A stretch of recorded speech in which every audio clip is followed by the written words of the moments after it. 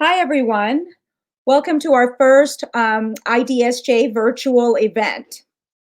We're happy that you're here. We're going to wait another 30 seconds or so to let people join us.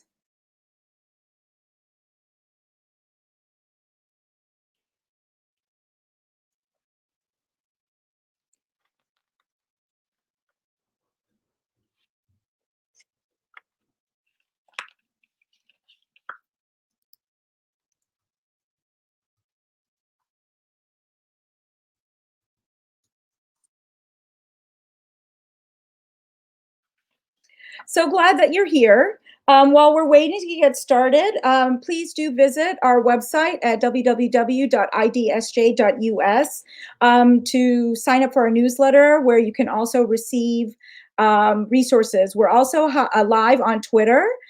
So hi to folks out in Facebook world, and also hi to everybody out in Twitter land. We decided to do this event because a number of folks had been reaching out over the last couple of weeks needing assistance. So we said, okay, let's do an event and talk with everybody together. I have been teaching and researching and workshopping about race, religion, social justice education, immigration for over 20 years. And I want to introduce my partner in justice, as I refer to her, Shanelle Henry. Shanelle and I created IDSJ together many, many years ago. We went to graduate school together and stayed in touch. And this really has come about as a, real joint effort. We have been doing this, I think, Chanel, we have had our institutes for about 10 years, right? About 10 years. And along with doing this, I'm a professor in the School of Education at Fairleigh Dickinson University. Shanelle is Director of Inclusion and Equity at Greens Farms Academy. And before that, she was in an independent school in New York. And she's also worked in the nonprofit sector and also providing workshops in higher education. And we are also joined by a friend and colleague, Sarah Wick, who is a teacher, educator, facilitator extraordinaire, and a contributing writer to the Teaching Tolerance social justice standards that we all love and we all use. So we're so happy that Sarah could join us. It's really been a delight doing this. We were sad that we could not have our in-person institutes this summer. We usually are talking about these issues for at least 4 days, sometimes 5 days, and tonight we have an hour. So we're going to do the best we can to touch on some critical topics and then take some question and answers from you all. So Shanelle, I'll hand it over to you. Thank you, Khyati, and good evening again, everyone. One other thing I will add to my introduction is that I myself am the parent of 2 Black children.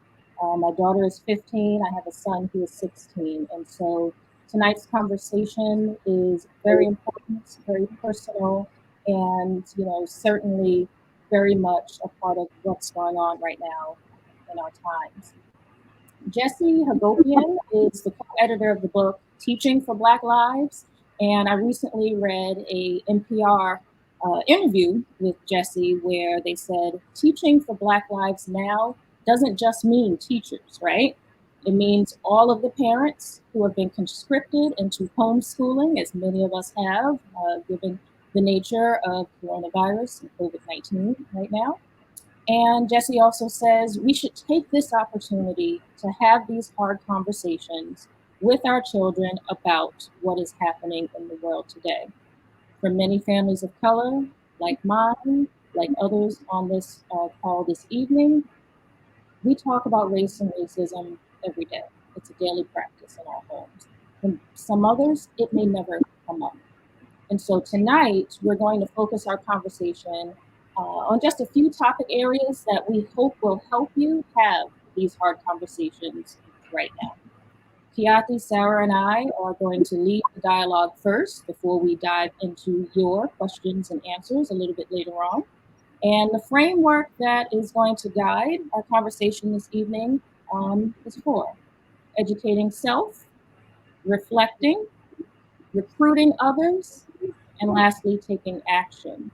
So we're going to address these ideas in a few topic areas, and there are many topics that we could cover in this conversation tonight, and we've chosen just a few. Before talking with children, it starts with you. Being comfortable with being uncomfortable. The importance of learning accurate history and the action steps that you can take right now. So we hope you're ready. We hope you are comfortable, and we're going to begin. As an educator, you might be focused on the needs of your students. So what brought you to this conversation tonight might be thinking about your role, yourself and your role as an educator. For those of us who are parents, you may be focused on the needs of your children. But before talking with children, it must first start with you. What do you understand about race? Who are you? Who are your people? How does your race impact other people? Be they your students, your colleagues, your family? What do you understand about race and how it operates in this country? We are thinking very specifically this evening about race and racism, systems of oppression in the United States. What do you know and understand about systemic racism and oppression? What do you know about white privilege, white fragility, white supremacy? And what did you notice just now? What was your reaction to hearing these words and terms? Have you ever said them aloud? How does it make you feel? Does it make you nervous? Did it make you anxious, uncomfortable? Studies show that as early as 6 months, a baby's brain can notice race-based differences. 6 months. They can start assigning meaning to skin color at 18 months, internalizing racial bias, yes, racial bias, by the ages of 2 to 4. For those of us who teach middle school, we know that by age 12, many children are set in their beliefs. If they're left uninformed, children will fill in the blanks with what they hear from others. Sarah, I'm going to start with you as we think about this topic. In your work with parents and educators, what advice might you suggest for starting with you? Thank you, Shanelle, and thank you, Khyati. I am really grateful to be a part of this conversation tonight. When I think about how to talk to children about race and racism, I can't help but highlight and underscore the need to really think about yourself and where you fall in patterns and responses to conversations about race and racism. As adults, we sometimes feel like we need to have a definitive answer, especially when it's the children who are looking to us for guidance and wisdom. And that can lead us to avoiding difficult topics, specifically conversations about race, because we might not want to reveal to children that we don't know. And there's a lot of feeling and emotion that gets tied up in that. And among that is being able to care for and provide for our children. But in my growth and development, one of the most liberating realizations that I've had in my own understanding, both of race and racism, as well as I work toward being actively anti-racist and engaging in conversations about race, has been really to admit that I don't know. And so I'm learning to ask more questions, both of myself and of others, and learning to keep my mouth quiet and provide fewer answers at times as I listen to other people's lived experiences, and really highlight that our children learn and hear about race regardless of whether or not the adults in their life are talking about it. So I really highly encourage us to start with self. I try to stay in perpetual reflection and ask myself questions like, what messages about race did I learn growing up? And then what messages, either implicit or explicit, do I convey about race? And what conversations have I had in my home about race? Reflections like these have really helped me to identify areas that I need to work on, and also helped me to identify behaviors and language patterns that I've been socially conditioned to exhibit or demonstrate that send messages about race, whether I like it or not. And that can be challenging. And thinking about our own vulnerabilities and our own weaknesses, we have to be prepared to keep ourselves from shutting down when the natural curiosity and inquisition from our children and young people surfaces. And one way to do that is to really assess our own comfort level so that we're kind of pre-gaming and maybe prepared, but not in a way that's scripted with the answer, but in a way that helps us to not steer away from conversations. And we'll talk a little bit more in a moment about the comfort and how that plays into our ability to lean in. But this belief that we have to start within in order to work out, and then really trying to understand what kind of systems might have caused those current conditions, and just repeatedly thinking about those kinds of questions as we do that reflection. Thank you. Khyati? Yeah, I would agree with what is being said. I mean, when whether I'm teaching and working with teachers, or I'm working with folks, when I'm working with parents, or doctors, or judges, or lawyers, or whomever, it starts with you. It really starts with you, and taking a look at what is your positionality. And what I mean by that is, like, how do you see the world? All your different identities. Today here, we're focused on your racial identity, and we're focused on racism. But really, when we're working for equity and justice, we are looking at all of our identities. And, we have to be able to really do deep self-reflection. So I'm an Indian American. I identify as Indian American, Asian American, and I'm a person of color. I identify as a person of color. And I have faced my share of discrimination as a child, as an adolescent, and young adult, and it still unfortunately continues today. At the same time, I know that because of community and culture, I had also internalized anti-Blackness, anti-Black messages. And I think that what I'm happy about in the last few weeks, I know more and more conversations are happening in immigrant communities, Asian American, South Asian American communities, but we need to be doing so much more. Colorism exists in cultures across the globe. Light is good, is right, dark is bad.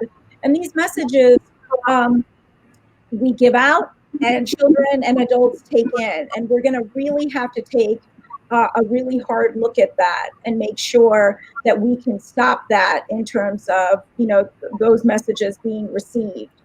I think about, who were my friends? Who was I encouraged to be friends with? Who was around? Who wasn't around?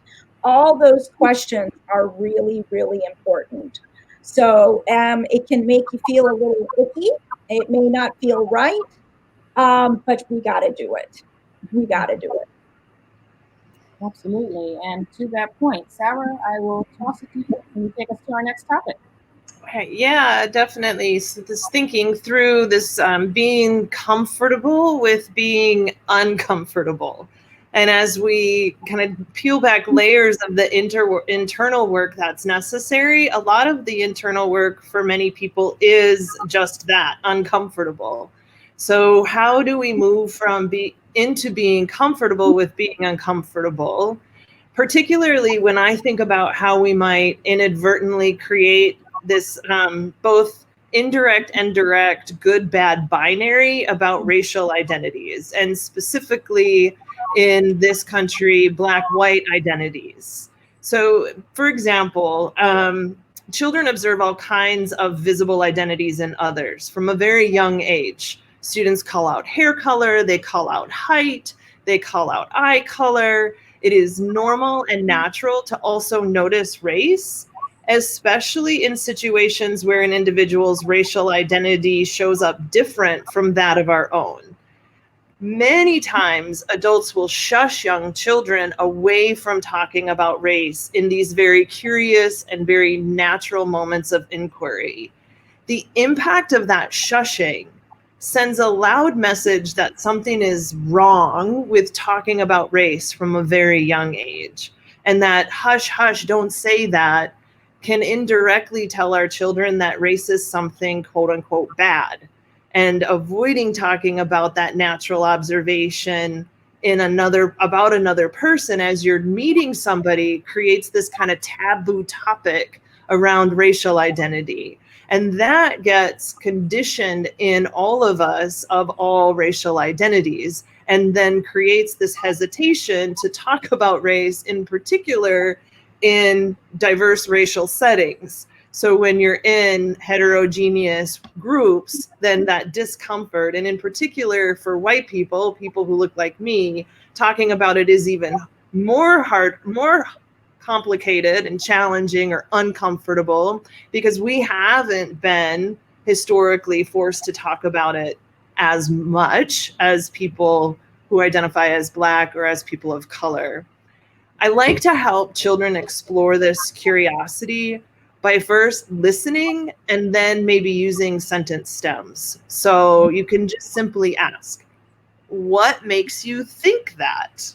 Or what do you mean? And kind of an all-time favorite that works with learners of all ages is a simple say more, and open up the floor for people just to express and not worry about saying the wrong word or using a wrong phrase, but really leaning into that, ooh, I don't know what to say right now. And I think what happens, Sarah, right, is that when people don't know what to say, there's a sense, well, I'm not going to say anything because I don't want to screw up, right? And I think, one of the things we're saying loud and clear is that you're going to have to get comfortable with being uncomfortable. Because if you're waiting to be comfortable, you're going to be waiting for a really, really long time. And in the meanwhile, children are at risk. Our students are not learning, or whether they are our children, our nieces and nephews, or our students in the classroom. Their education in so many different ways is not being all that it could be because the adults are kind of waiting to get comfortable. So you're going to have to jump in. Now, here's the deal. Reading, you're going to have to think about, so let me back up. There's some steps you could take to get more comfortable. Certainly reading is going to help. Learning things are going to help. You're going to have to practice conversations. One of the things you're going to have to remember is you're going to mess up along the way. You're going to mess up. And it's really about how you deal with the mess up, almost more than the mess up, if you will. Sometimes when someone tries something and it doesn't come out right, and someone says, oh, what you said, hurt me, or that was a racist statement, or that's so discriminatory.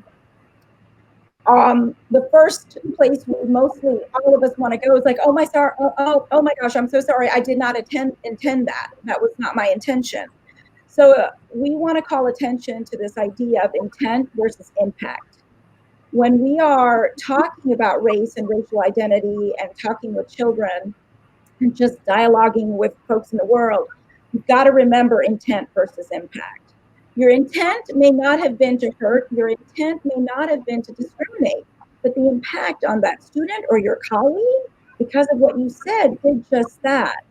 And that's a very, very important distinction. I think another reason a lot of folks go to the intent is that when we think about hate crimes in our world and law, the law is focused on intent. But right now we're not talking law, and indeed the three of us are not lawyers, we are educators. And we really are focused on the impact. So you're going to mess up. You're going to have to deal with that mess up. And please keep in mind intent versus impact. Shanelle? Yeah, as we move to Shanelle, I just want to add kind of I guess it's a metaphor of sorts that I've used with groups of students and educators about intent and impact. when we have a vehicular accident, right? There's an impact on the car and we have to pay for it. There's damage that's done there. And it means we attend to that damage in some way that might be monetarily hurting us or time wise or resources. That same thing happens in interactions with people, and understanding that the impact of our actions and our words do have lasting impact on people, and acknowledging that and addressing the care around that is where our resources and attention can be well spent. What else do you want to add about comfort and discomfort, Shanelle? I would just echo, amplify everything you've said. I am personally a big fan of questions. So, whether for the educators in the room, it's responsive classroom technique or sentence stems, like you said. Typically, I ask children age-appropriate ways, level of development. What have you seen, right? What have you heard? What do you know? What do you think you know? What questions might you have?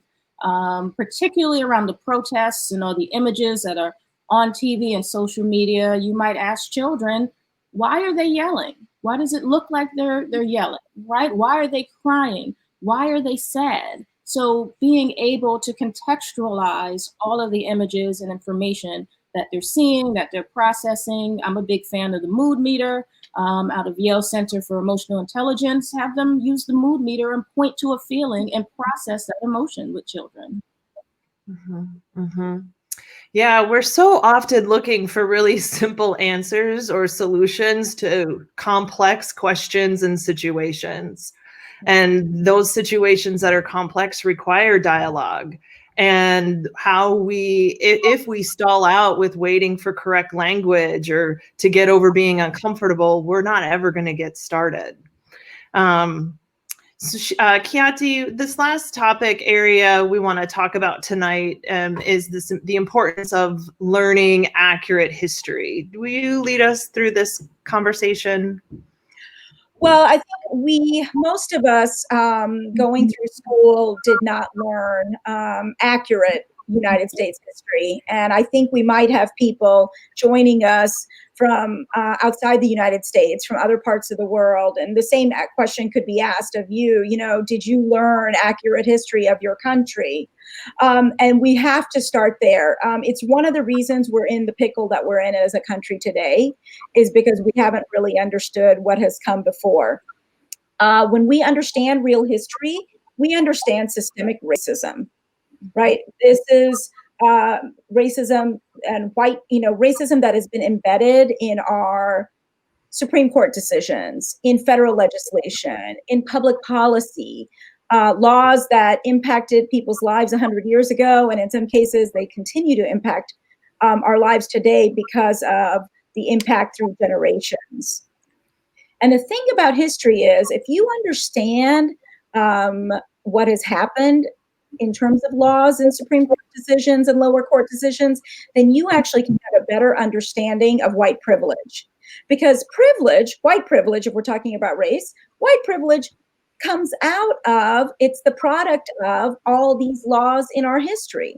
So individuals, white folks who have white privilege, didn't do a darn thing to have it. I suspect many don't really want it, but it's there. And it's there because it's the accumulation of the advantages over centuries because of the way our laws were constructed.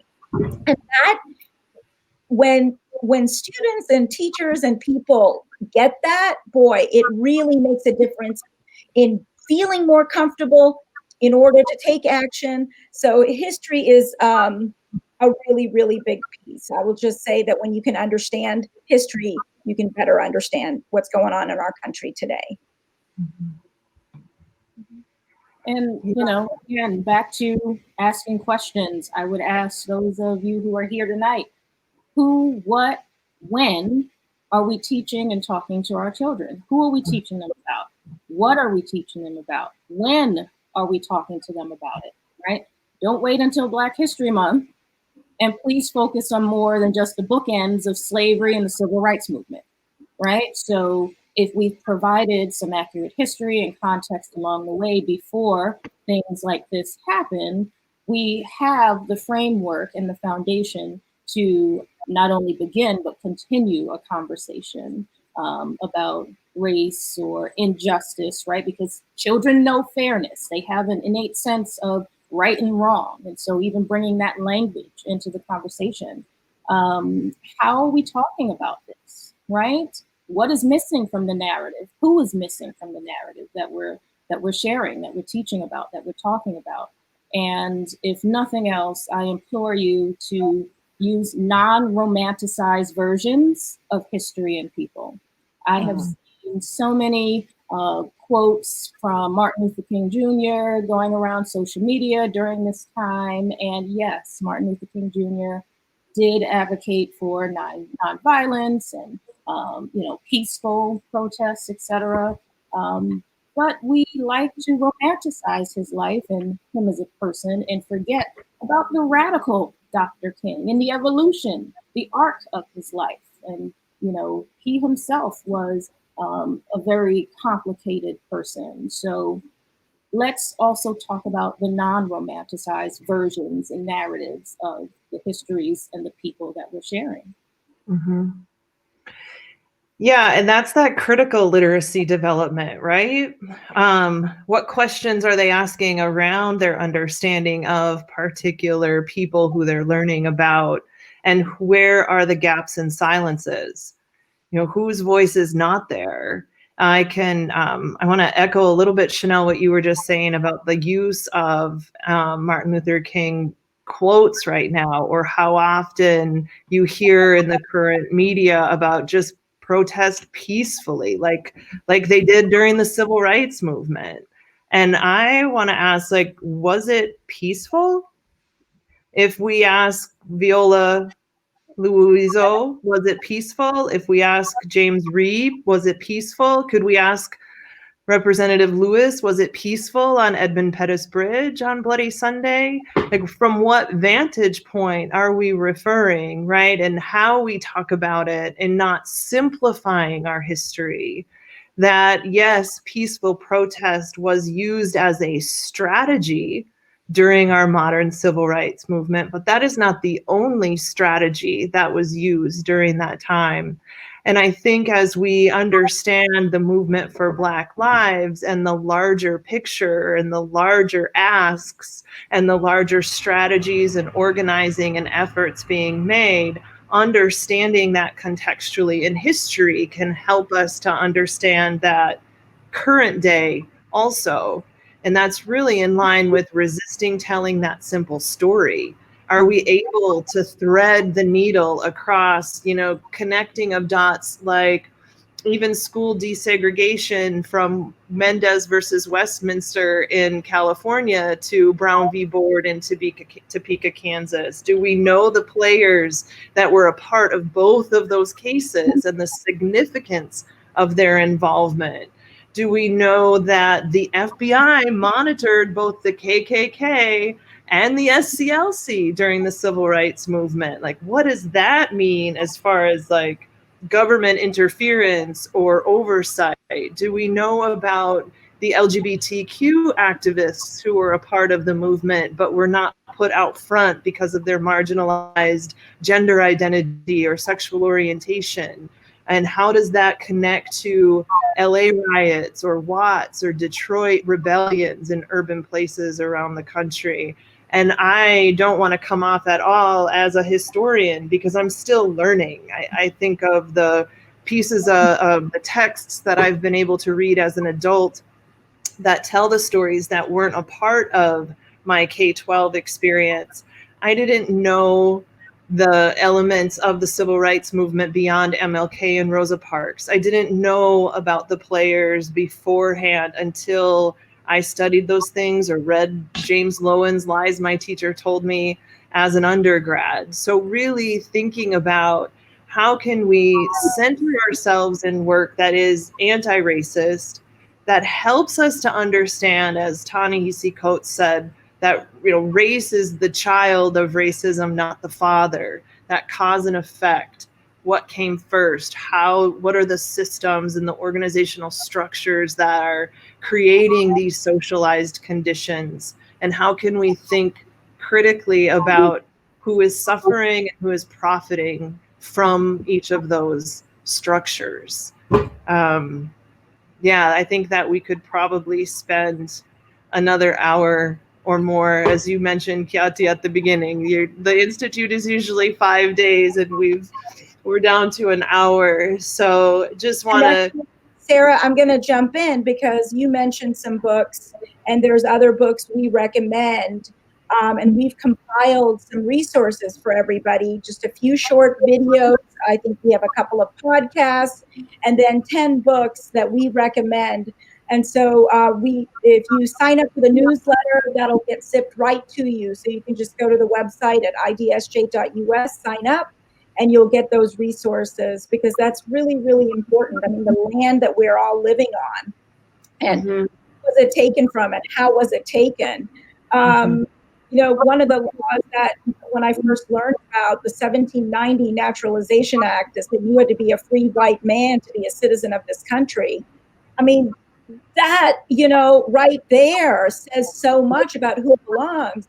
There are times in our country's history where Lady Liberty's torch should have been put behind her back. She was not welcoming people to this country, you know, and in all of this, we can think about immigrants, we can think about refugees, and we have to think about the folks who were enslaved and brought here, right? There are different migration stories. So one of the things that I think is helpful to talk about with kids is migration, so that then you can talk about the different ways people came and not forget about the people who were here in the first place too.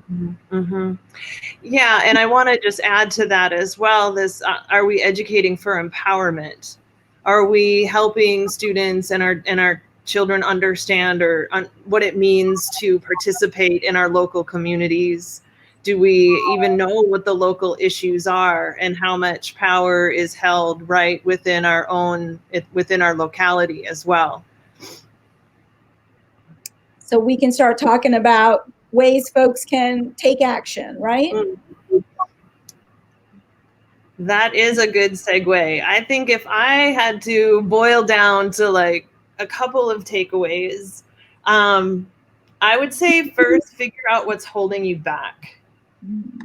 What's holding you back from the conversation, and tackle that thing so that you're not being restrained. And secondly, listen to what other people have to say about their experiences. And then when they tell you, believe them. Yes. Believe them. Yes. Double thumbs up. Yes, for that, definitely on that. You've heard me say this before. Those who know, jump in, dive in, say something, right? Start the conversation somewhere, somehow. Acknowledge that it is hard. Language, terminology changes all the time, changes every day. It does not have to be perfect. The children have to hear you talk about this. They have to hear you say something. And then sustain an ongoing dialogue. It's a journey, not a sprint. It will be difficult, and stick in there for the long haul. But definitely, I say dive in, even if it's with, I don't know how to talk about this, but I know this is important to talk about. And also, Shanelle, what you mentioned earlier, right? If you don't know what to say, ask them questions. You can ask 4-year-olds, what do you see? What are you hearing? Right? We can ask our 14 and 16-year-olds the same thing. I would say that actually, so it's so critical to talk with our teenagers. You know, one of the things I hear these days is that, oh, my son's, you know, group of friends, it's so diverse. It's the United Nations, you know, and that might be true. And yet those children don't necessarily understand bias and privilege. We actually have lots of research studies that show some research done on teenage white boys, where just because having a diverse group of friends does not translate into understanding issues of equity, justice, bias, and privilege. And that's really, really important. Also, sometimes for students of color, and I've been reading a lot of articles lately, especially about young Black men. You know, they fit in, they might be the only person of color in the group of friends. uncomfortable, awkward things are being said, but people need friends, so they put up with it. But it doesn't mean it's not damaging, that it's not damaging. So please don't, be fooled into thinking, well, because your children have a diverse group of friends, that these conversations are automatically happening. Actually, that leads to the other thing that I want to say about action is that you've got to be intentional about, you've got to be intentional about this. And we can't say it enough. You're going to need to read, read, read. You're going to need to practice, practice, practice. Like Shanelle said, just get out there, just say it. And again, know that you might mess up.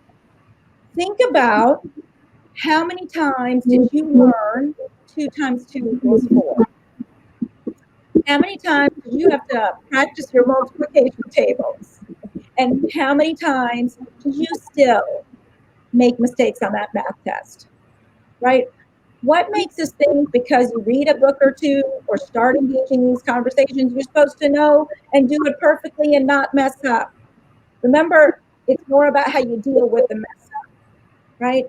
So, having said that, I think we should go to some questions, y'all. We have. Can I take this? Sure. Because I think there was a question specifically in reference to what happens when you say more and it kind of spirals out of control. And one thing I didn't hear any of us talk about now, but something that we all do and have talked about before, especially in a classroom setting, is establishing your community norms, your community agreements, and not assuming that it's going to be a safe space for everybody, that safety is different depending on all of our intersections of identity. And for those who hold additional marginalized identities, safety it decreases. But establishing this is the way we're going to interact in this space, that includes like using I statements, that includes kind of leaning into things that are uncomfortable, that includes treating each other with respect and honoring confidentiality. But those work best when you do that as a community. If it's a community agreement, to have a conversation about how we want to proceed. And kind of in line with that, and maybe one of you want to add to this, is this the conversation isn't always the same because our experiences aren't always the same. And so the use of affinity spaces is also critical in having conversations about race and racism, because we've talked a lot about individual racism in this last 40 minutes, but how do we differentiate from those individual, that space that needs prejudice reduction work, and that larger institutional and systemic work, which also has to happen for everybody? And that's where kind of the ebbs and flows and the ins and outs start to get as diverse as we are as communities and as groups of learners. Shanelle, I'm seeing a couple of different questions, and I think one thing would be helpful to everybody is if you would explain what are affinity spaces. Yeah. And talking about the benefits of that. They don't have to happen in school, right? You can create affinity spaces elsewhere, but what if you could take that? And affinity spaces do happen elsewhere outside of schools, right? When we think about affinity, it's a shared identity, and identity from the I. So if you think about how you would identify, starting with I am, and you fill in the blank, whatever you fill in that blank with, imagine others who also share that identity gathering together in a group. And those affinity groups may serve different purposes. Some are social, some are leadership. If there are folks here tonight who work in corporate America, and there may be affinity groups or leadership groups. I forget what some of the other names for those groups are, but essentially women in business or women in STEM, right? Particularly, most times affinity groups may be around a marginalized identity within a majority space. There's also something in schools, particularly lower schools, that may not be considered or immediately thought of as an affinity group, but it is called Banana Splits. And that's a group for children of divorced or separated families. Again, a shared identity, a shared experience. I am a child of divorced parents. This is a group for me and other children who share this experience. And so affinity groups are spaces where you don't have to explain yourself. You can come and be seen, be understood, and have a conversation in somewhat of a safe space, and use safe loosely because it's also still a brave space. You are going to lean into what may be an uncomfortable conversation amongst same identity. But essentially, there are times when, yes, the work needs to be done together in an integrated group. You need allies, and there's collective work to be done. And there's work to be done on our own. When we say it starts with you, I need time to understand myself as a Black person, as a Black woman, all the intersectionalities of who I am before I can get together, or I should say, in addition to getting together with others who are not like me, and then talk about how we may do this work together. So that is typically how I describe what affinity groups are to people who may not be as familiar. And you mentioned some things that reminded me also that kids who are biracial, multiracial, also need those spaces and very much need those spaces with biracial, multiracial children. We have a couple of questions here that reminds me of a story with my son. So I'll share that, and I think it might shed some light on a couple of questions. Around the time he was 5, 6, 7, he was watching Disney Channel, and he'd be watching shows, and I'm always happy with him watching whatever, but it's about giving him the critical media literacy, right? Giving him questions along the way so that he'll learn to ask those questions to himself. So he would be laughing and watching this one show, and I'd say, who are they laughing at? That's all I would ask. Who are they laughing at?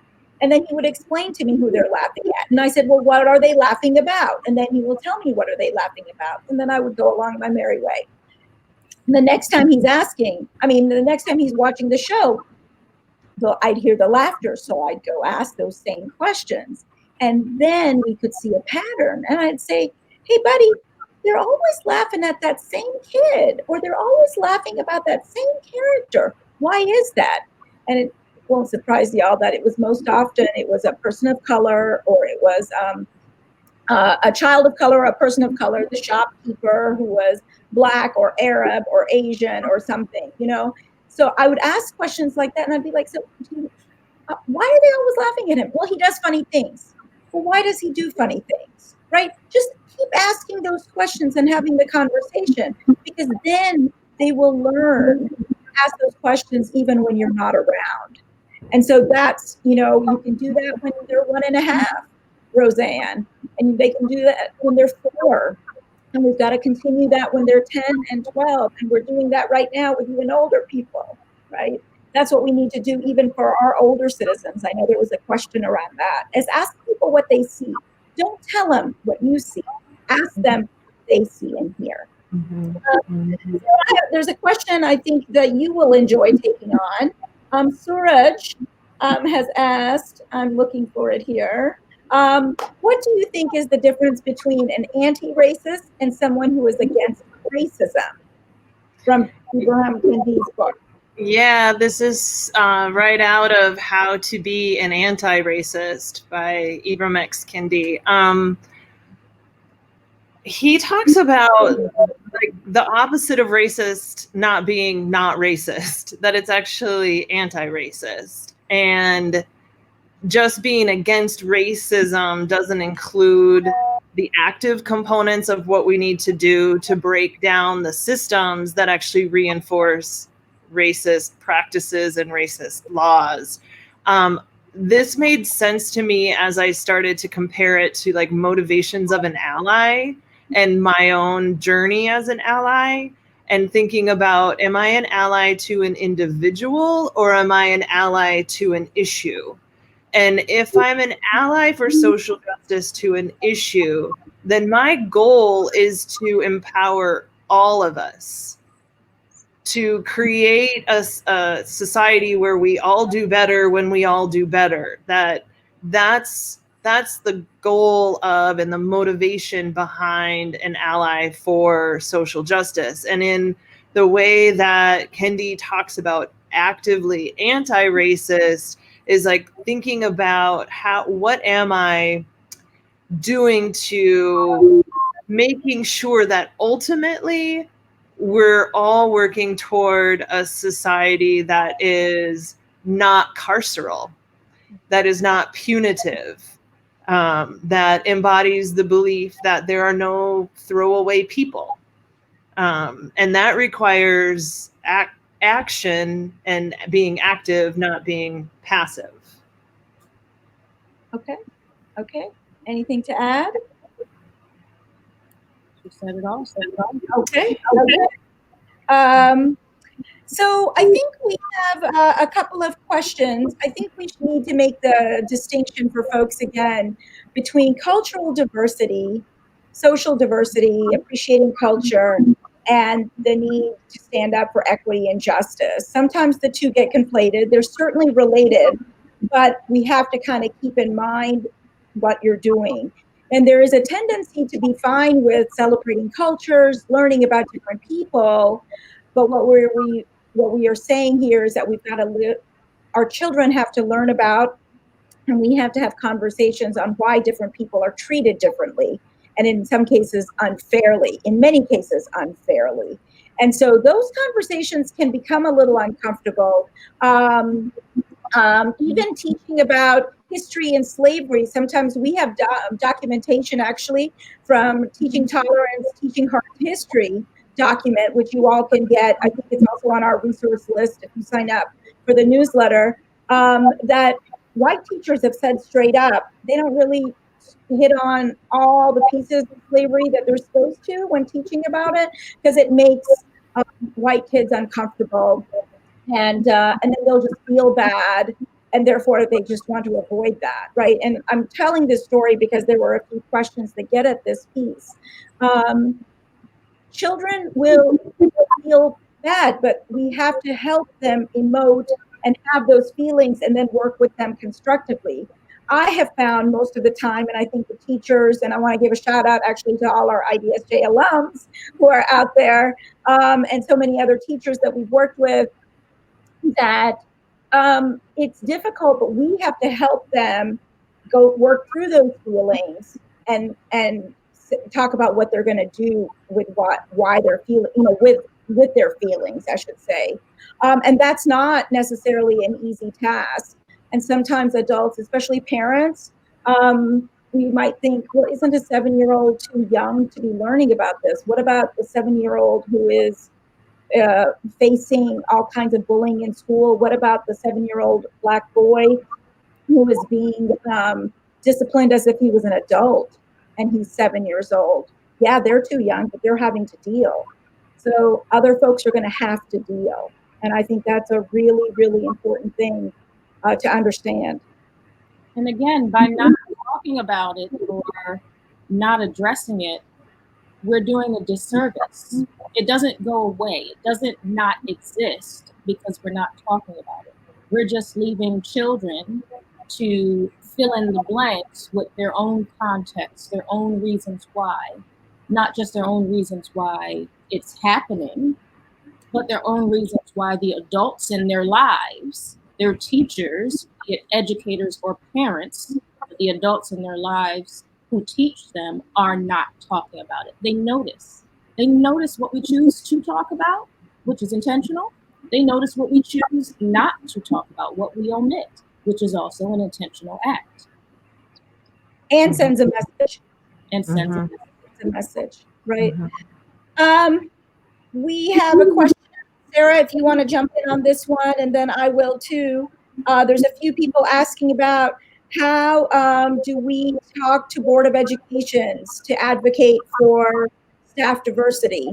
How do we talk to Board of Educations to buy into teacher training around these issues and the changing of curriculum? Yeah, and there's also one related to that talks about like diversifying our teaching staff, our who are our teachers, right? And it's so many things we could say about this, but this is education. Like, if we're not pausing to ask ourselves, why are we teaching what we're teaching, we're not serving our communities at all. I personally went into education because it's a form of activism, understanding that you are fostering individuals who are independent thinkers and active participants in a diverse democracy.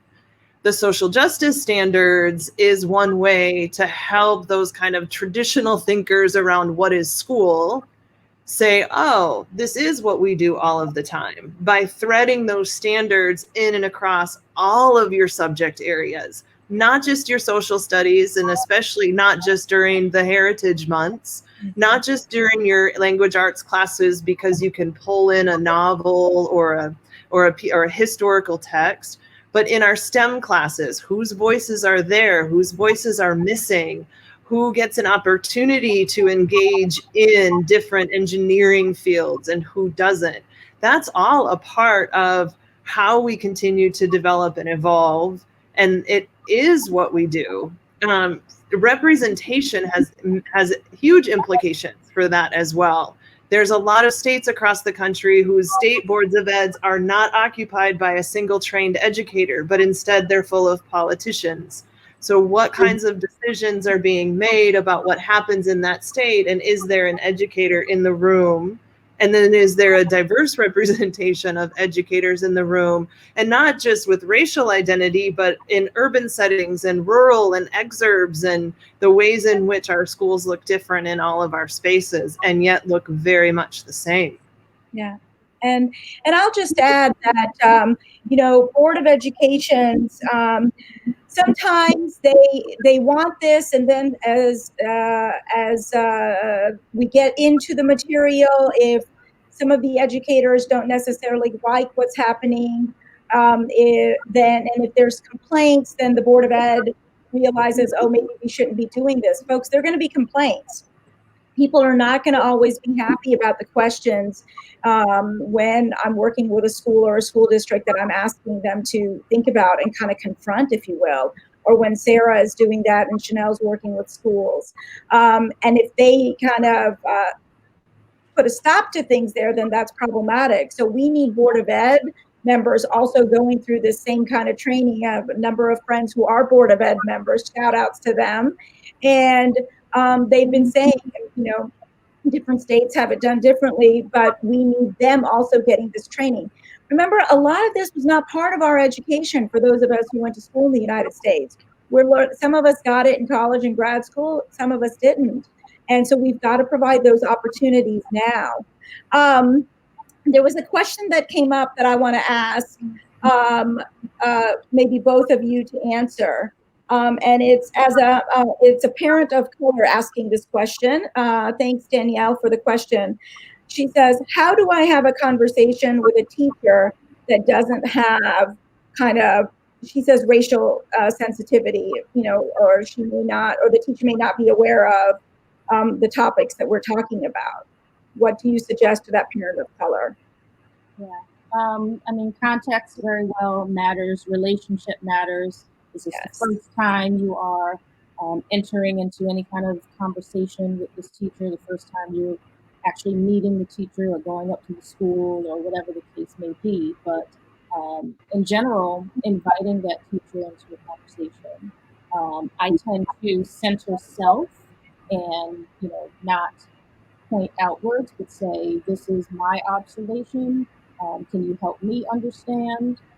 Going back to intent versus impact, can you please share with me the intent behind this lesson, or what was happening here with this assignment, or this is what I've heard, if it's feedback coming home from the child saying what happened today in school or in a classroom conversation. So kind of saying, this is the information I've received, so understanding I've received it secondhand. Can you share with me your perception of what happened in that conversation? So really being cognizant of the language that you're using so that you're inviting and calling that teacher into a conversation, because just from the dynamic and the way your question is written, in terms of the teacher not having the competency, cultural competency in this area.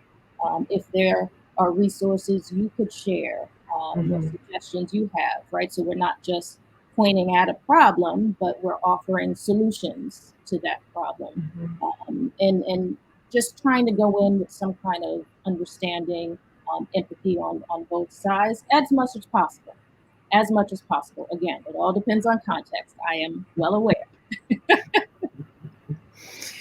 Yeah, the only thing I would add to that and co-sign on all that you just said, and then like just keeping in mind, like, is this a mitigative response right now, and or what kind of transformative efforts are being made in the school to continue to professionally develop those who are there? Because even positionality within that faculty will influence what that conversation looks and feels like, and where are the collegial relationships being built, so that when something does happen, that conversation can happen in a way that is beneficial to the whole school climate, and it doesn't kind of shut down those egregious situations either, because it's harmful to a student. That has to be stopped without really sugarcoating the situation itself. So I would just add, like, what other big picture stuff is happening,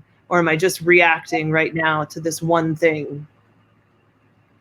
And but like both of you said, right, relationships are really important. So parents, do of course need to reach out, and teachers are always trying to reach out at the beginning of the year, right, and establish a certain rapport. That is easier with our elementary school, gets a little harder with middle school, and very difficult with high school. I know that my high schooler doesn't even want me to go to school and talk to his teachers. He gets very not happy about that, right? So we are coming up at 10 o'clock, and just a couple of announcements. First, I'll say that it looks like we've got lots of questions coming in, so we can stay on for a couple of more minutes past 10. But for those of you who have to get off, a few things. First of all, wanted to let you know, for those of you who know me might know about this, but I have a new book coming out. It is available now at NYU Press. It's called White Christian Privilege, The Illusion of Religious Equality in America. It's actually available now from NYU Press or from Amazon, Barnes & Noble, and stuff on July 7th. And if you do use it, if you do buy it from NYU Press, you can actually use a promo code, Joshi30, to get 30% off.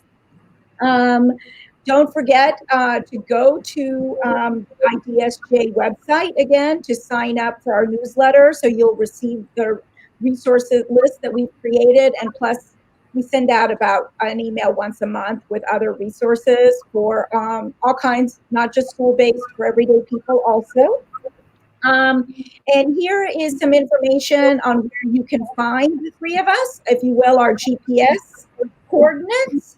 So maybe you want to take a screenshot and hold on to this. Please, connect with us on Twitter, on Facebook. This broadcast is happening on my Facebook page. Just make sure you like it and follow, and connect with Sarah and Shanelle also on all of these three platforms. So, Sarah, Shanelle, some final words? Ooh, final words. I think kids are watching. Our kids are watching. Set an example. Just get messy. Get messy and set that example. They're more ready for it than you or I are. That would be my closing recommendation. Yes.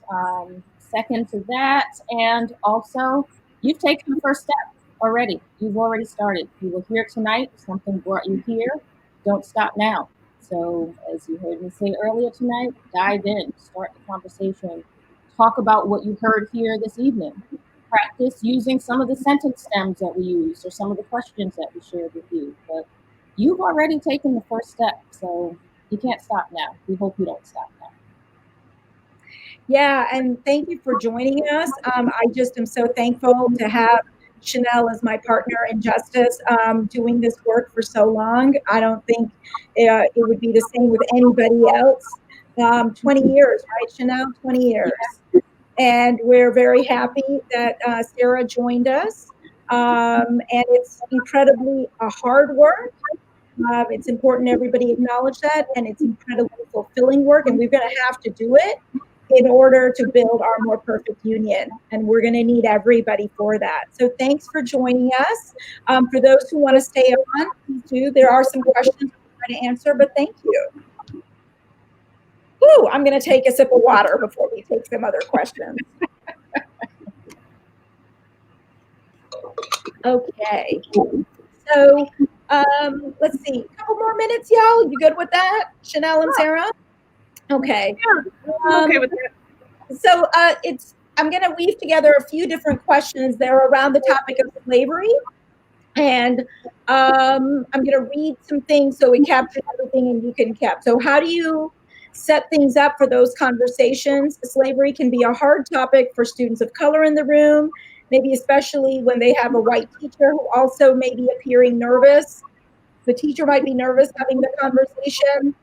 How do we create a safe space, right? And in conjunction with that, Tom, who is a alum, hi Tom, is particularly interested in discussions of slavery that happen in rooms of majority white students, middle school, but including in helping students of color in the room not feel singled out. And I would say not just students of color, but specifically Black students and African-American students.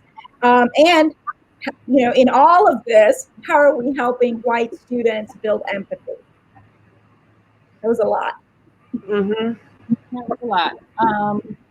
I would start with, and starting the way we started this evening, centering self and identity. So if in the curriculum or in the classroom up until that point, we have not named race, we have not had given students the opportunity to examine their own self-identity and their racial identity, take time to do that before entering into these conversations, because it will be the elephant in the room, and even naming the discomfort. This conversation may be uncomfortable. And I am a big proponent of teachers, educators in front of the room, being transparent and naming their feelings, naming their discomfort, especially in one of the questions, students can see it. They see you're uncomfortable. So name it. And name your race, name your identity. As a white teacher, this conversation makes me uncomfortable.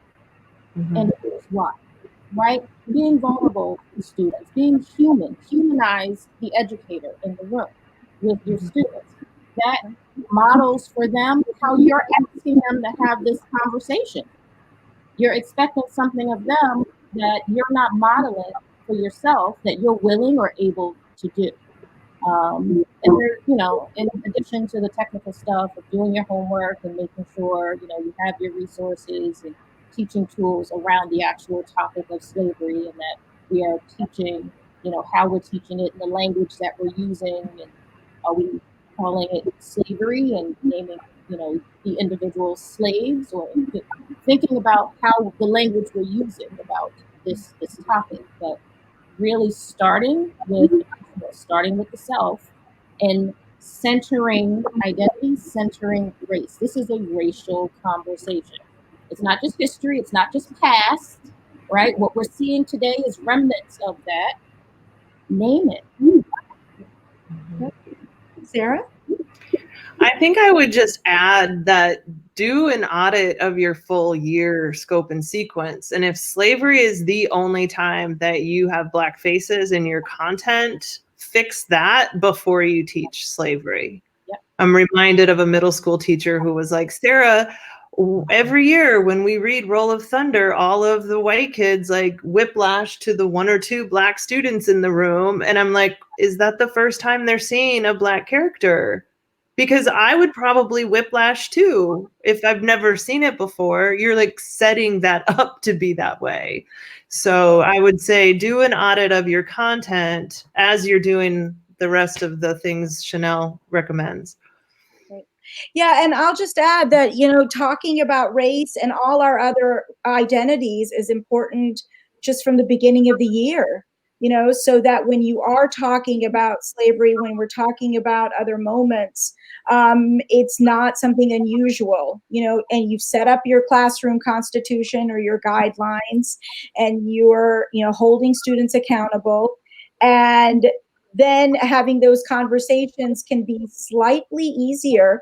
I'm also reminded, you know, that with the topic of slavery, another topic that also often comes up is the teaching of, and you know, Martin Luther King, especially around MLK Day. And you know, so many times we'll talk. I'll hear teachers or even parents have conversations with students about, well, Dr. King stood up, you know, to fight for equal rights for everybody.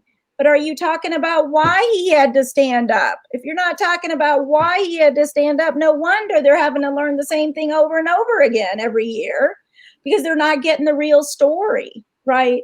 So taking an audit is a great phrase to hold on to, talking about who students are and who their families are. All kinds of families that we have from the beginning of the year is really important. And folks, this includes our high school students also. This is not just for middle school or elementary school. I didn't like French class. I didn't like French class at all. I wasn't good at French class. But you know what? My French teacher, Ms. Burns, she asked me questions about my family. She got to know me as a person. She was inquisitive of my family story, and I'd go hang out with her, even though I didn't do very well in French class. So, you know, those relationships are so, so very important. So I think that we're a few minutes past 10 and we should wrap up. Thanks for joining us. Any final words? I know y'all said some final words, but anything else to add? Just thank you for the opportunity to have a conversation. This is always really great for my own learning and growth. So I appreciate the relationship that we've been able to build the last few years too. I'm happy to be a part. Thank you. And thanks for joining us. And Joining. always a treat. Sorry? No, I said thanks for joining us. And always a treat with my partner in justice. And thank you so much. So please, you can continue with questions, or you can find us on our various GPS coordinates. Take care. Have a good night.